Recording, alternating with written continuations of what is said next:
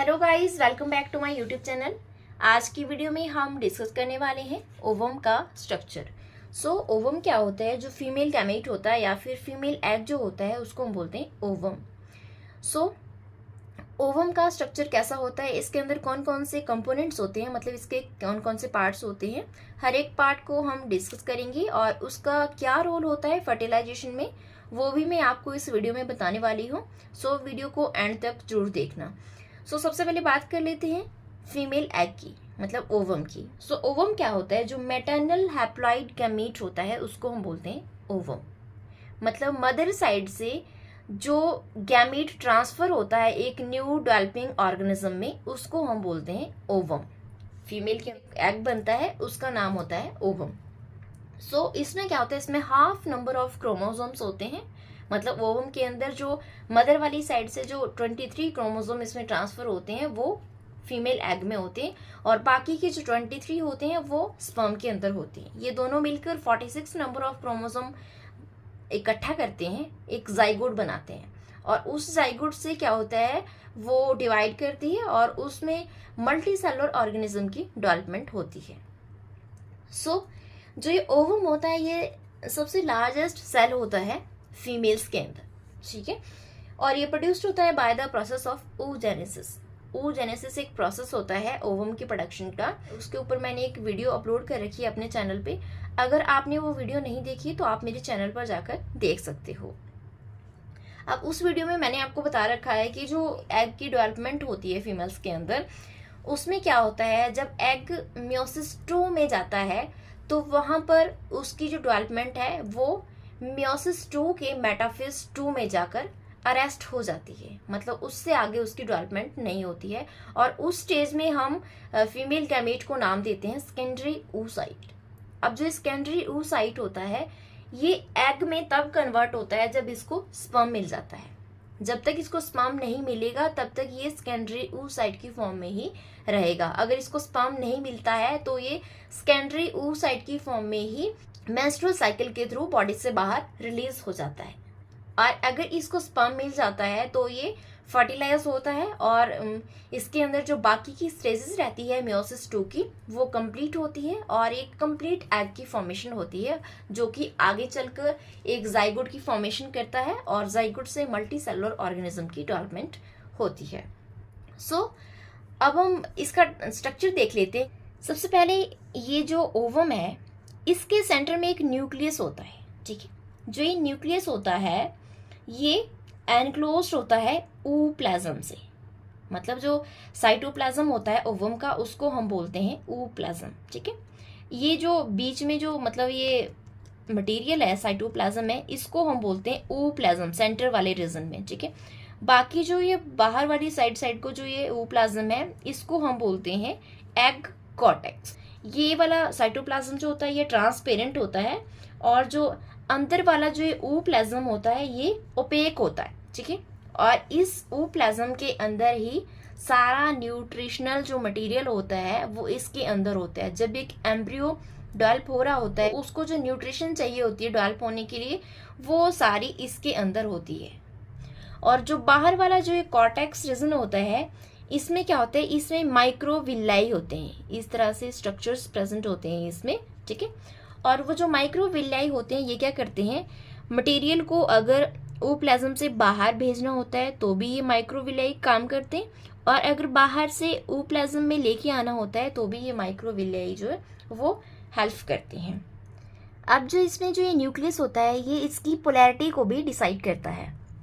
मतलब जिस साइड को ये न्यूक्लियस है और ये पोलर बॉडी है, ये वाला जो पोल है ये इसको हम बोलते हैं एनिमल पोल, ठीक है। और इसके अपोजिट जो दूसरा पोल होता है उसको बोलते हैं वेजिटल पोल।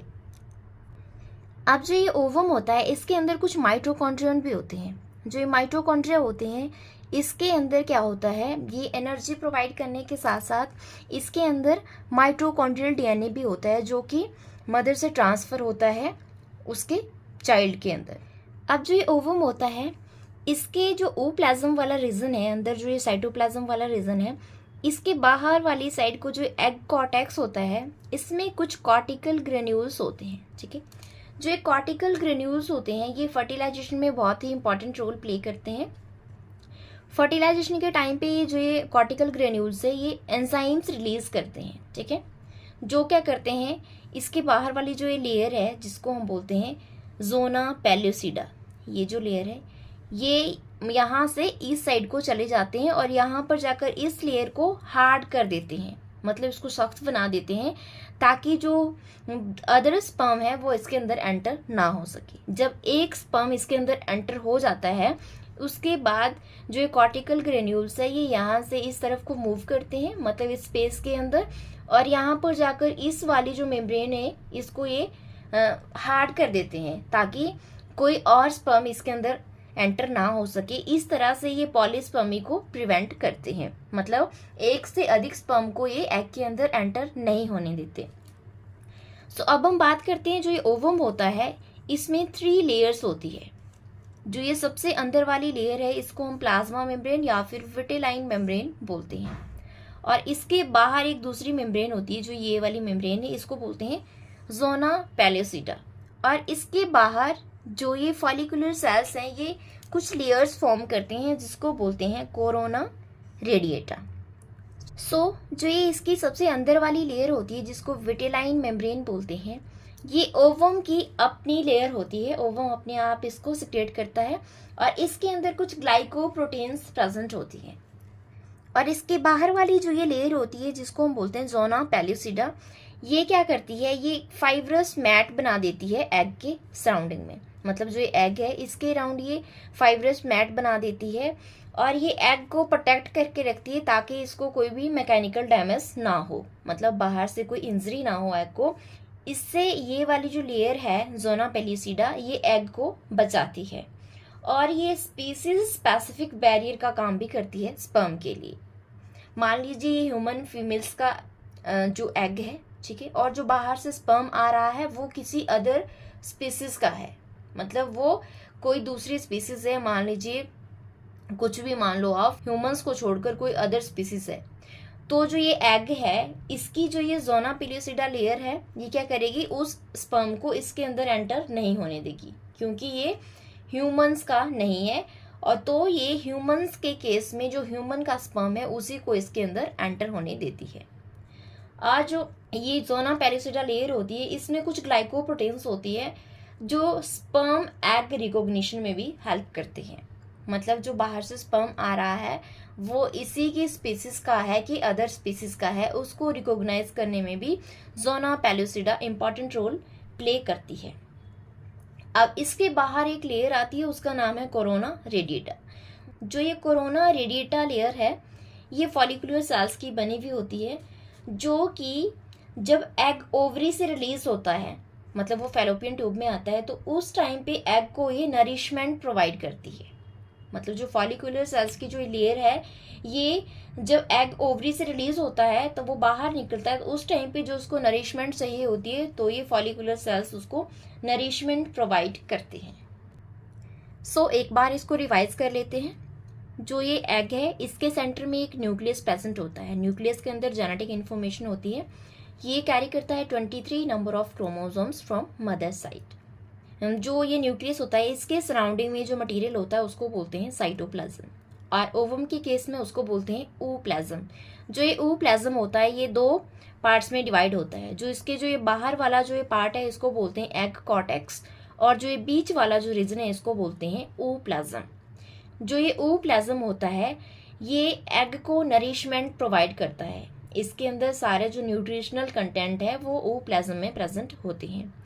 और जो ये बाहर वाला जो रीजन है जिसको एग कॉर्टेक्स बोलते हैं उसके अंदर कुछ कॉर्टिकल ग्रेन्यूल्स प्रेजेंट होते हैं, जो जब एग जो है वो फर्टिलाइज हो जाता है, मतलब वो स्पर्म के थ्रू फर्टिलाइज हो जाता है, एक स्पर्म उसके अंदर एंटर कर जाता है, तो उसके बाद जो कॉर्टिकल ग्रेन्यूल्स है ये इस तरफ को एक्सोसाइटोसिस से अपना जो कंटेंट है इसके अंदर एंजाइम्स प्रेजेंट होते हैं जो यहाँ पर रिलीज हो जाते हैं, और इसकी वजह से जो ये लेयर है, मतलब जो ये जोना पेल्यूसिडा लेयर है ये हार्ड हो जाती है, मतलब ये थिक हो जाती है और ये सख्त हो जाती है, जिसकी वजह से कोई और स्पर्म इसके अंदर एंटर नहीं हो सकता। मतलब एक स्पर्म एंटर हो सकता है, मोनोस्पर्मिक होते हैं जो ह्यूमन फीमेल्स के एग होते हैं, तो एक ही स्पर्म इसके अंदर एंटर कर सकता है और बाकी के स्पर्म इसके अंदर एंटर नहीं कर सकते। सो ये जो कॉर्टिकल ग्रेन्यूल्स है ये पॉलीस्पर्मी को प्रिवेंट करने में हेल्प करते हैं। ये आप देख रहे हो, ये यहाँ पे पोलर बॉडी। मैंने आपको बताया कि जो सेकेंडरी oocyte होता है वो मेटाफेज 2 ऑफ मेयोसिस 2 में जाकर अरेस्ट हो जाता है। बाकी की जो डेवलपमेंट है वो उसमें तब होती है जब स्पर्म उसको फर्टिलाइज करता है।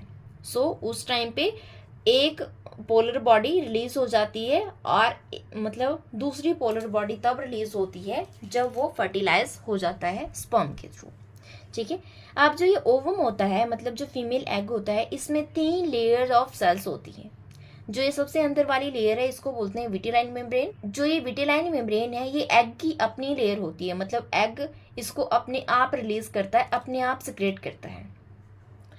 और इसमें कुछ ग्लाइकोप्रोटीन्स प्रेजेंट होती है। ठीक है। और इसके बाहर वाली जो ये लेयर है इसको बोलते हैं जोना पेल्यूसिडा। जो ये जोना पेल्यूसिडा लेयर होती है ये एग को प्रोटेक्ट करती है मैकेनिकल डैमेज से, और ये स्पीसीज स्पेसिफिक बैरियर का काम भी करती है स्पर्म के लिए। मतलब ये किसी अदर स्पीसीज के जो स्पर्म होते हैं उसको ये यहाँ पे एंटर नहीं होने देती है। और ये स्पर्म एग रिकॉग्निशन में भी हेल्प करती है। मतलब ये जो बाहर से स्पर्म आ रहा होता है उसको ये रिकॉग्नाइज करती है कि इसी स्पीसीज का स्पर्म है कि किसी अदर स्पीसीज का है। ठीक है। सो जोना पेल्यूसिडा जो है ये इंपॉर्टेंट रोल प्ले करती है। इस वजह से ये हेल्प करती है पॉलीस्पर्मी को रोकने में। और इसके बाहर वाली लेयर आती है कोरोना रेडिएटा। जो ये कोरोना रेडिएटा लेयर होती है ये फॉलिकुलर सेल्स की लेयर होती है। ठीक है। मतलब ये एक से ज़्यादा लेयर्स होती हैं जो फॉलिकुलर सेल्स मिलकर बनाते हैं। जो ये कोरोना रेडिएटा लेयर होती है ये नरिशमेंट प्रोवाइड करती है जब ओवरी से एग रिलीज होता है। मतलब ओवरी से एग रिलीज होता है, वो फैलोपियन ट्यूब में आता है, वहां पर उसको स्पर्म से मिलना होता है।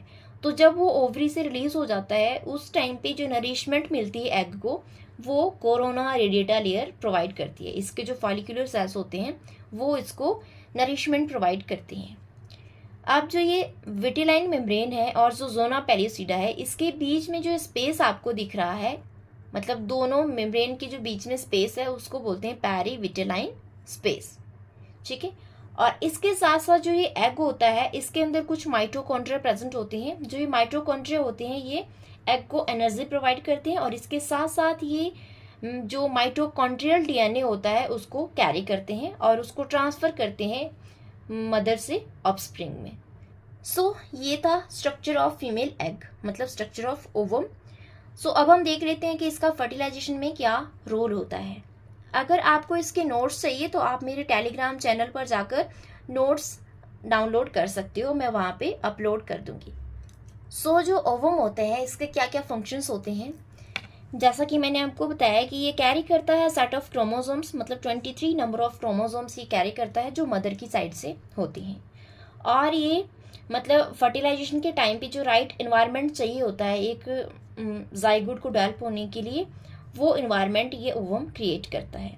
और ये न्यूट्रिएंट्स प्रोवाइड करता है ग्रोइंग एम्ब्रियो को। इसके साथ साथ जो ये न्यूक्लियस होता है इसमें फीमेल जेनेटिक मटेरियल होता है जो मेल जेनेटिक मटेरियल के साथ मिलकर एक कंप्लीट ऑर्गेनिज्म की डेवलपमेंट करता है, मतलब एक नए इंडिविजुअल को बनाता है। सो ये थे कुछ फंक्शंस ओवम के। अगर आपको मेरी वीडियो पसंद आई हो तो मेरी वीडियो को लाइक करना, मेरे चैनल को सब्सक्राइब करना और वीडियो को ज़्यादा से ज़्यादा शेयर करना। Thank you for watching.